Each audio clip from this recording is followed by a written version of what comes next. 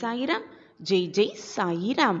அழகாய் விடிந்த இந்த காலை வேளையில் சாயப்பாவின் ஆசிர்வாதம் சாய் அன்பர்கள் அனைவருக்கும் கிடைக்கட்டும் என்ற நம்பிக்கையோடு நல்ல எண்ணத்தோடு இந்த பதிவை தொடங்கலாம்.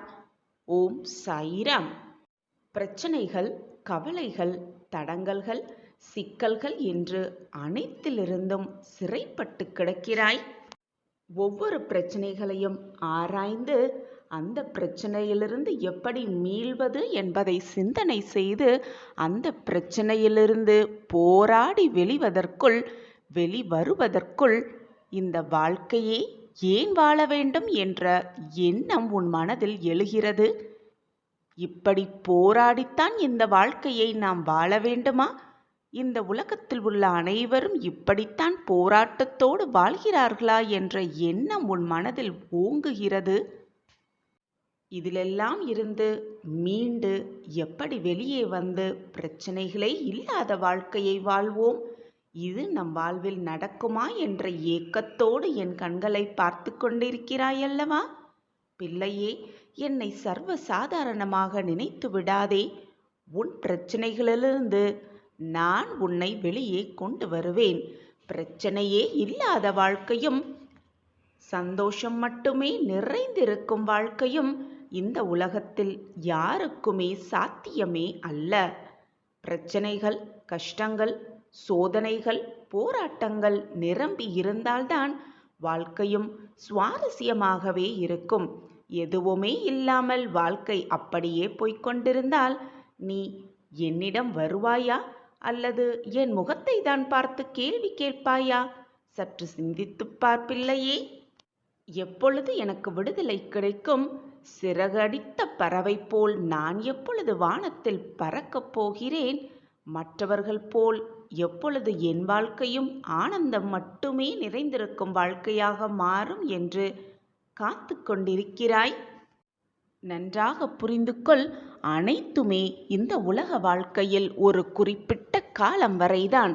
மாற்றம் மாறிக்கொண்டுதான் இருக்கும். நல்லதோ கெட்டதோ எது வந்தாலும் மாறி மாறி வந்து கொண்டுதான் இருக்கும். நல்லது மட்டுமே நிரந்தரமாக இருக்கவும் முடியாது. கெட்டது மட்டுமே நிலையாக உன் வாழ்வில் தங்கிவிடவும் முடியாது. இந்த உலகத்தில் பிறந்த எந்த ஜீவராசிக்கும் இது போன்ற ஒரு வாழ்க்கையும் இது போன்ற ஒரு வாய்ப்பும் பிரச்சனைகள் இல்லாத ஒரு வாழ்க்கை என்று வரத்தான் செய்யும். கர்மாவின் விளையாட்டு அப்படி, விதியின் விளையாட்டு அப்படி. யாருமே இந்த உலகத்தில் கர்மாவிலிருந்தும் விதியிலிருந்தும் தப்பவே முடியாது. சாயிநாதரே, இந்த சூழ்நிலைகள், போராட்டங்கள் அனைத்தும் என் வாழ்வில் எப்பொழுது மாறும் என்று என்னிடம் கேட்கிறாய், பிரார்த்தனையாகவும் வைக்கிறாய். ஒன்றை நன்றாக புரிந்து கொள். இந்த சோதனைகளும் இந்த போராட்டங்களும் இந்த பிரச்சனைகளும் நீ மாற வேண்டும் என்பதற்காகவே உன் வாழ்க்கையில் நுழைந்திருக்கிறது என்பது உனக்கு புரிகிறதா? இது எதற்காக வருகிறது தெரியுமா? உன் வாழ்க்கையை நீ முதலில் புரிந்து கொள்ள வேண்டும். உன்னை சுற்றி இருப்பவர்களின் மனநிலையை நீ அறிந்து கொள்ள வேண்டும். வாழ்க்கையை எப்படி போராட்டத்தோடு வாழ்ந்து வெற்றியடைய வேண்டும் என்பதை நீ புரிந்து கொள்ள வேண்டும். உன்னை சுற்றி இருக்கும் உறவுகளின் மனநிலை, அது மட்டுமல்லாமல் அவர்களின் உள்நிலையை, உள் மனநிலையை தெரிந்து கொள்ள வேண்டும். உன்னை சுற்றி நடக்கும் எல்லா பிரச்சனைகளை அறிந்து கொண்டும் புரிந்து கொண்டும் உன்னை சுற்றி நடக்கும் எல்லா நிகழ்வுகளையும் ஏற்றுக்கொண்டு அதன்படி உன்னை மாற்றிக்கொண்டு அதன்படி நீ வாழ வேண்டும். இந்த மாற்றங்கள் உன் மனதிற்குள் உன் வாழ்க்கையில் உருவாக வேண்டும் என்றுதான் பிரச்சனைகளும் சோதனைகளும் போராட்டங்களும் இந்த நிகழ்வுகளும் உன் வாழ்வில் நிகழ்ந்து கொண்டிருக்கிறது என்பதை நம்பிக்கையோடு, அதனால்தான் இந்த சூழ்நிலைகள் உனக்கு உன் வாழ்க்கையில் அனுப்பப்பட்டு இருக்கிறது. எனவே பிரச்சனையே இல்லாத வாழ்க்கை எனக்கு வேண்டும், போராட்டமே இல்லாத எனக்கு வாழ்க்கை வேண்டும் என்று பிரார்த்தனை செய்வதை விட, எண்ணிக்கொள்வதை விட, அந்த பிரச்சனைகளை நாம் எப்படி சமாளிக்கலாம் என்று உன்னையே மாற்றிக்கொள். அந்த பிரச்சனைகளை எதிர்த்து போராடும் தைரியத்தை உன்னுள் வளர்த்துக்கொள். எது வந்தாலும் தைரியமாக எதிர்த்து நின்று போராடு. உன் வாழ்க்கையை நெறிப்படுத்த, உன் வாழ்க்கையை சீர்படுத்த, உன்னையே உனக்கு யார் என்று புரிய வைக்கவும், உன்னை சுற்றி இருப்பவர்களை உனக்கு விளக்கி காட்டவும் தான் அனைத்தும் உன் வாழ்வில் நிகழ்ந்து கொண்டிருக்கிறது. இது பரீட்சையாக கூட இருக்கலாம். அந்த பரீட்சையில் நீ வெற்றியடைவியா அல்லது தோல்வியடையப் போகிறாயா என்பது உன்னில்தான் இருக்கிறது. உன் மனதை பொறுத்தது அது. உன் வாழ்க்கையில் அது நல்லதா கெட்டதா என்பது நீ புரிந்து கொள்ளும் விஷயத்தில் இருக்கிறது. நீ அதை எடுத்துக்கொள்ளும் தருணத்திலும் அடங்கியிருக்கிறது. உனக்கு வரும் ஒவ்வொரு சோதனைகளும் உனக்கு பாடம் கற்றுத்தரும் ஆசானாகவே இருக்கக்கூடும். எது வந்தாலும் அதிலிருந்து ஒரு பாடத்தை கற்றுக்கொள், அறிவுரையை கற்றுக்கொள். அதன்படி உன் வாழ்க்கையை எப்படி வாழ வேண்டும், இனி இந்த பிரச்சனை நம் வாழ்க்கையில் நுழையாதவாறு நாம் எப்படி நம் வாழ்க்கையை மாற்றி அமைத்து கொள்ள வேண்டும் என்ற அறிவுரையை, பாடத்தை அதிலிருந்து கற்றுக்கொண்டு இனி வாழப்போகும் உன் வாழ்க்கையை சந்தோஷமாகவும் மகிழ்ச்சியாகவும் வெற்றிகரமாகவும் வாழ வேண்டும் என்ற நம்பிக்கையை உன் மனதில் விதைத்துக்கொள். விதைத்த விதை போல அது வேரூன்றி ஆழமாக வளர்ந்து மிகப்பெரிய விருட்சமாய் உன் மனதில் அது வளர்ந்து நிற்க வேண்டும். அப்பொழுதுதான் வெற்றி என்னும் இலக்கை மிக சுலபமாக நீ அடையலாம். உனக்கு துணையாக உன் சாயப்பா எப்பொழுதுமே இருப்பேன் என்பதை மறந்து விடாதே. இனிதான் என்னுடைய ஆட்டம் உன் வாழ்க்கையில் துவங்கப் போகிறது. என்னுடைய ஆட்டம் களை கட்டப் போகிறது. உன் வாழ்வின் மிகப்பெரிய திருப்பு முனையை நான் முடித்து வைக்கப் போகிறேன். அதுவும் இன்று இரவுக்குள். உன் வாழ்க்கையில் அது நல்லதா கெட்டதா என்று நீயே தீர்மானித்துக்கொள். உன் மனது போல் உன் வாழ்க்கை அமையும். நல்லது மட்டுமே நினை, நல்லது மட்டுமே நடக்கும் உன் வாழ்வில். உனக்கு துணையாக எப்பொழுதும் உன் சாயப்பா இருப்பேன் என்பதை மட்டும் எந்த நொடியும் மறந்தே விடாதே. நான் இருக்க எதற்குமே கவலைப்பட வேண்டிய அவசியமே இல்லை. ஏனென்றால் உன் வாழ்க்கையில் உள்ள அனைத்தையும் மாற்றுவதற்காகவே உன் சாயப்பா போராடி கொண்டிருக்கிறேன். என் பிள்ளையின் முகத்தில் ஆனந்த கண்ணீரை பார்ப்பதற்காகவே நான் ஆசையோடு இருக்கிறேன். உன் பிரச்சனைகளிலிருந்து எல்லாம் உனக்கு விடுதலை கிடைக்கும். சிறகோடு சந்தோஷமாக பறக்கும் பறவை போல் நீயும் வானில் மகிழ்ச்சியாக ஆனந்தமாகவே பறப்பாய். அப்பொழுதும் உனக்கு முன்பாக நான் வழிகாட்டியாகவும் பின்பாக பாதுகாவலனாகவும் எப்பொழுதும் வந்து கொண்டே இருப்பேன். 8 திசையிலிருந்தும் நான் உன்னை காத்து ரட்சிப்பேன். உன் சாயப்பா இருக்க உனக்கு ஏன் மனக்கவலை? அப்பா இருக்கிறார் என்ற நம்பிக்கையோடு போராடிக்கொண்டே இரு. வாழ்க்கையை வென்று காட்டிவிடலாம் மிக சுலபமாக. ஓம் சாயிராம். என்னுடைய வார்த்தைக்கு யாருமே மதிப்பளிக்கவே இல்லையே என்று நீ ஏக்கத்தோடு என்னை பார்த்து கேட்கிறாய். வருந்தாதே என் பிள்ளையே. உன்னுடைய நல்ல வார்த்தைகளை செவிசாய்க்காமல் உன்னை விட்டு விலகியவர்கள்தான் வருந்த வேண்டுமே தவிர நீ வருத்தப்படவே கூடாது.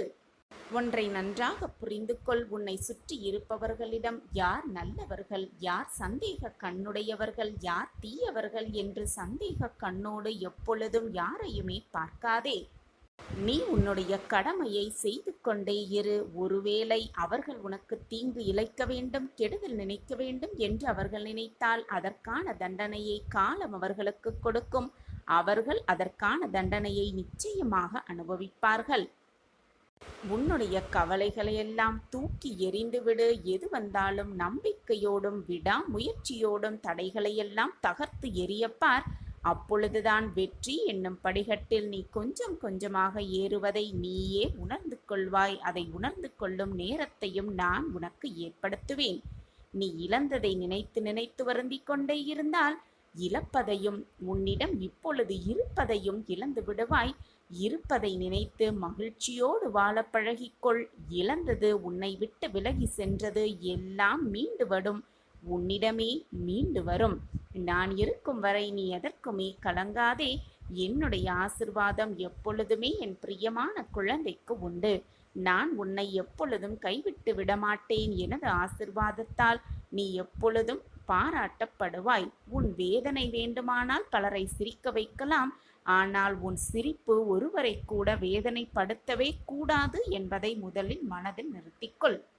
உன்னுடைய துயரங்கள், கஷ்டங்கள், வேதனைகள், கடன் சுமைகள், உன்னுடைய நோய் நொடிகள் எல்லாம் உன்னை விட்டு விலகிவிடும். உனது நிழலாக உன் அப்பா இருக்கும் வரை எதற்குமே நீ கலங்கக்கூடாது. உன்னுடைய வேதனையை நான் குறைப்பேன் சர்வ நிச்சயமாக. மனதில் நம்பிக்கையோடு இரு. நீ மகிழ்ச்சியாக இருப்பதை பார்ப்பதற்காகவே உன்னுடைய அம்மா அப்பாவாகிய இந்த சாயி எப்பொழுதுமே காத்து கொண்டிருக்கிறேன். எப்பொழுதுமே நான் உன்னை கைவிட்டு விடவே மாட்டேன். உன் எண்ணங்கள் எல்லாம் நிச்சயமாக நிறைவேறும். எதற்குமே நீ கலங்காதே. நீ வேண்டிய அனைத்தும் கண்டிப்பாக நிறைவேறும். நான் அதை நிறைவேற்றியே காட்டுவேன். நீ விரும்பிய வாழ்வை வாழப்போகிறாய். உன்னோடு நான் இருப்பதாய் உணர்ந்து கொள்ளும் நேரமும் உனக்கு நெருங்கிவிட்டது. எந்த சூழ்நிலையிலும் நான் உன்னை கைவிட மாட்டேன் என்ற நம்பிக்கை உன் மனதில் இருந்தால் போதும். நீ எதிர்பார்க்காததையும் எதிர்பாராத நேரத்தில் உன்னிடம் கொண்டு வந்து நான் சேர்ப்பேன். சர்வ நிச்சயமாக இது உன் சாயப்பாவின் சத்திய வாக்கேதான். என் வாக்கு என்றாவது பொய்த்ததுண்டா? நிச்சயமாக பொய்த்ததே இல்லை.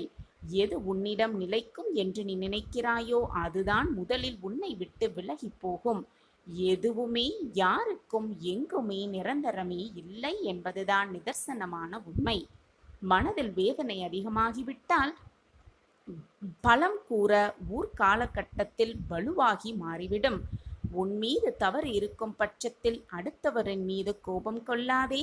பிடித்தவரிடம் அன்பை வெளிப்படுத்த தேவையே இல்லை. உணர செய்தாலே போதும். அந்த அன்பு மிக சுலபமாக அவர்களுக்கு காட்டிவிடும். இயன்றதை இயலாதவருக்கு கொடுத்து உதவுதே இறை தொண்டை விட இன்றியமையாதது ஆகும். எனது ஆசிர்வாதம் எப்பொழுதுமே உனக்கு உண்டு. நீ எதை தேடுகின்றாயோ அது அப்பொழுதே அந்த நொடியே நான் உனக்கு காட்டி கொடுத்து விடுவேன். உன் கைகளில் ஒப்படைத்து விடப்போகிறேன். ஆனால் என்னுடைய சொல்லுக்கு கட்டுப்பட்டவர்கள்தான், என் வாக்கை பின்பற்றுபவர்கள்தான், என்னுடைய அறிவுரை கேட்பவர்கள்தான் நான் அவர்களுக்குத்தான் வேண்டிய வரத்தை அள்ளி அள்ளி கொடுப்பேன். உங்களுடைய கட்டளைப்படித்தான் நான் நடந்து கொண்டிருக்கிறேன். உங்களுடைய வாக்கை தவிர நான் வேறு எதையும் செய்யவே மாட்டேன். அப்படி இருக்கையில் என் வார்த்தையில் ஏன் இத்தனை தடைகளும் போராட்டங்களும் என்று உன்னுடைய கேள்வி எனக்கு புரியாமல் இல்லை என் பிள்ளையே. என் வாழ்க்கை போராட்டக்களமாக இருக்கிறதே என்று நீ எதை நினைத்து வருத்தக் கொள்கிறாயோ அது நிச்சயமாக உனக்கு சாதகமாக முடியும்படி நான் மாற்றியமைப்பேன். கன நொடி போதும் அனைத்தையும் மாற்றி காட்டும் வல்லமை என்னிடம் இருக்கிறது. ஆனால் உன்னுடைய கர்மாவினால் நீ இவ்வளவு கஷ்டத்தையும் அனுபவித்துக் கொண்டிருக்கிறாய் என்பதுதான் உண்மையிலும் உண்மை. கடைசி நொடி போதும் உன் அத்தனை சூழ்நிலைகளையும் நான் மாற்றி அமைப்பேன். நம்பிக்கையோடு இரு. என் கைகளை இறுகப் பற்றிக்கொள். உன்னுடைய கஷ்டம் அனைத்தையும் என் காலடியில் சமர்ப்பித்துவிடு. உனக்கு வேண்டியதை நீ வேண்டக்கூட வேண்டாம். என்னிடம் பிரார்த்தனையாக வைக்கக்கூட வேண்டாம். உனக்கு என்ன தேவை என்பதை நான் பார்த்து பார்த்து எப்பொழுதும் உனக்காக செய்து கொண்டே இருப்பேன். எப்பொழுதும் எல்லா நொடியும் எதை நினைக்கிறாயோ அதுவாகவே நீ ஆகிவிடுகிறாய். நல்லதை நினை. அதே போல நீ மற்றவர்களுக்கு கெடுதல் நினைத்தால் அதுவே மீண்டும் உனக்கு வந்து சேரும். இதுதான் உலக நியதி. அப்படித்தான் உன் வாழ்க்கை எப்படி செல்ல வேண்டும், எப்படி இருக்க வேண்டும் என்று உன்னுடைய எண்ணம் வழியாகவும் உன்னுடைய செயல்கள் வழியாகவும் உன் வாழ்க்கையை நீயே தீர்மானம் செய்து விடுகிறாய் என் பிள்ளையே. மிக மோசமான மனிதர்கள் வாழ்ந்து கொண்டிருக்கும் மத்தியில் நாம் இருக்கும் பொழுது நம்மை பற்றி சுற்றி இருப்பவர்கள் என்ன யோசிக்கிறார்கள், என்ன பேசுகிறார்கள் என்பதை காதில் வாங்கி கொண்டால் வீணாக மனம்தான் வேதனைப்படும். வாழ்க்கையை சரிவர ஓட்ட முடியாது குழந்தையே. எனவே உன் மனதிற்கு எது சரி என்று படுகிறதோ அதை மட்டும் நீ செய்து கொண்டே இரு. உன்னை சுற்றி இருப்பவர்கள் என்ன நினைப்பார்கள், என்ன யோசிப்பார்கள், என்ன பேசுவார்கள் என்றெல்லாம் நினைத்து கொண்டிருந்தால் அடுத்த அடி கூட உன் வாழ்வில் நீ எடுத்து வைக்கவே முடியாது. 1000 பேசட்டும், 1000 பேசி இருக்கட்டும், எது வேணாலும் நடக்கட்டும், அவர்களுக்கு ஒரு வேலை நடக்க வேண்டும் என்றால் உன்னை தலையில் வைத்து கொண்டாடுவார்கள். அதுவே அந்த வேலை முடிந்துவிட்டால் உடனே உன்னை கீழே தள்ளிவிடுவார்கள். இதுதான் உலக நியதியும் கூட, இந்த உலகத்தில் வாழும் மனிதர்களின் மனோபாவமும் கூட. உன்னைப்போல் உன்னை சுற்றி இருப்பவர்கள் அனைவரையும் சரிசமமாக எண்ணிவிடாதே. அனைவரையும் நல்லவர்களாகவே எண்ணிவிடாதே. நமக்கு எப்படி நல்ல பயன் நடக்கும் என்று தெரியாது. ஆனால் எப்படியும் நடக்கும் என்று நம்பலாம். நம்பிக்கைதான் வாழ்க்கை. எதையும் இலகுவாக நம்புவது சிலரின் இயல்பு. நீ அழகாய் இருக்கிறாய் என்று சொன்னால் அதை நம்புகிறோமோ இல்லையோ, சொல்கிறவன் மீது நமக்கு ஒரு நம்பிக்கை வந்துவிடுகிறது. நம்பகமான கடை, நம்பகமான நிறுவனம், நம்பகமான மனிதர் என்று தம்மை பிறர் நம்ப செய்யும் முயற்சிகளில்தான் இந்த உலகமே வாழ்ந்து கொண்டிருக்கிறது பிள்ளையே. நம்புவதென்பது ஒரு எண்ணமாக இருக்கிறதே தவிர நம்பிக்கையாக எதுவுமே இல்லை. இரண்டில் எதுவாயினும் அது பூரணமாகவும் முழுமையாகவும் இருக்க வேண்டும் என்பதே உன் சாயப்பாவின் விருப்பம். அதுதான் உனது நிம்மதிக்கு உதவும் என்பது உன் சாயப்பாவின் வாக்கும் கூட. அவற்றோடு சந்தேகமும் சேர்ந்து பயணிக்கவே கூடாது. நம்பிக்கையோடு சந்தேகம் பயணித்தால் வீண் மன உளைச்சல்தான் உண்டாகும். நம்புவது உன்னை சார்ந்தவர்கள் மீதான உனது எண்ணம். அந்த எண்ணம் வளர்ந்து திட நம்பிக்கையாக திகழ வேண்டும். அப்பொழுதுதான் அது நம்பிக்கையாகவே மாறிவிடும். நம்புவதும் நம்பிக்கையும் மானுட மேன்மையின் அடையாளங்கள்தான் குழந்தையே. ஒருவர் உனக்கு செய்யும் தவறு, அதனால் நீ எவ்வளவு வருத்தப்படுகிறாயோ, அதைதான் நீ மற்றவர்களுக்கு செய்யும் பொழுது அவர்களும் இப்படி வேதனைப்படுவார்கள் என்பதை புரிந்து கொள் என் பிரியமே. இந்த உலகம் நம்மை பற்றி, உன்னை பற்றி என்ன பேசுகிறது என்பதை பற்றி கவலையே படக்கூடாது. உன்னை சுற்றி இருப்பவர்கள் உன்னை பற்றி என்ன பேசுவார்கள் என்ற எண்ணமே உன் மனதில் எழக்கூடாது. நம் மனது நம்மை பற்றி என்ன யோசிக்கிறது, நம்மை பற்றி என்ன பேசுகிறது என்பதை மட்டும் சிந்தித்தாலே போதும். சரியான வழியில் நாம் பயணத்தை மேற்கொள்ளலாம். கிடைத்திருக்கும் இந்த பொக்கிஷமான வாழ்க்கையில், கொஞ்சகால வாழ்க்கையில் போட்டி, பொறாமை, துன்பம், விரக்தி, கோபம், வெறுப்பு இப்படி அனைத்தையும் போட்டு குழப்பிக்கொண்டு உன் வாழ்க்கையை நீ வீணடித்து கொண்டிருக்கிறாய் குழந்தையே. கிடைத்திருக்கும் இந்த பொக்கிஷமான வாழ்க்கையில் எவ்வளவு சாதிக்க முடியும் என்ற சிந்தனை செய். என்ன சாதிக்கலாம் என்பதை சிந்தனை செய். வாழ்வதற்கான அர்த்தம் என்ன என்பதை பற்றி நன்றாக யோசி. வாழ்வதற்கான பயனை எப்படி அடையலாம் என்பதை சிந்தனை செய். அதை விட்டுவிட்டு வீணாக தேவையில்லாத விஷயத்தில் மனதை போட்டு உலட்டிக்கொள்ளே இல்லாமல், மற்றவர்கள் சொல்வதை காதில் வாங்கி போட்டு குழப்பிக்கொண்டே இல்லாமல், உன் மனதிற்கு எது சரி என்று படுகிறதோ, உன் மனதிற்கு எது நிம்மதி தரும் செயல்களாக இருக்கிறதோ அந்த செயல்களை மட்டும் நீ செய்தாலே போதும். உனக்கு மன நிம்மதி தானாகவே வந்துவிடும். நிம்மதி வந்துவிட்டாலே தானாகவே சந்தோஷம், இன்பம், ஆனந்தம், மகிழ்ச்சி, அற்புதம் எல்லாம் ஒவ்வொன்றாக உன் வாழ்க்கையில் வந்தே சேரும். இதற்கு நானே சாட்சி. நம்பிக்கையோடு இரு. எது நடந்தாலும் நம்பிக்கையை மட்டும் கைவிட்டு விடாதே. தைரியமாக இரு. அனைத்தையும் சகித்து கொள்ள பழகிக்கொள். எது வந்தாலும் சகித்து கொண்டு போய்விடு. எதற்கும் கோபப்படாதே. கோபம்தான் உன் வாழ்க்கையின் மிக பெரிய எதிரியாகவே இருக்கிறது. கோபத்தை கைவிட்டுவிட்டு நம்பிக்கையோடு இரு. அனைத்தும் உனக்கு சாதகமாகவே அமையும். உன் போராட்டத்தில் நீ நிச்சயமாக ஜெயிப்பாய். உனக்கு கிடைத்திருக்கும் இந்த பொக்கிஷமான வாழ்க்கையை பயந்து கொண்டும் நம்பிக்கை இல்லாமலும் போராடிக்கொண்டும் வாழாமலேயே இருந்தால் என்ன பயன்? உன் வாழ்க்கையை நீ வாழ வேண்டும். சந்தோஷமாக, மன நிறைவாக, மகிழ்ச்சியோடு அந்த வாழ்க்கையை வாழ பழகு.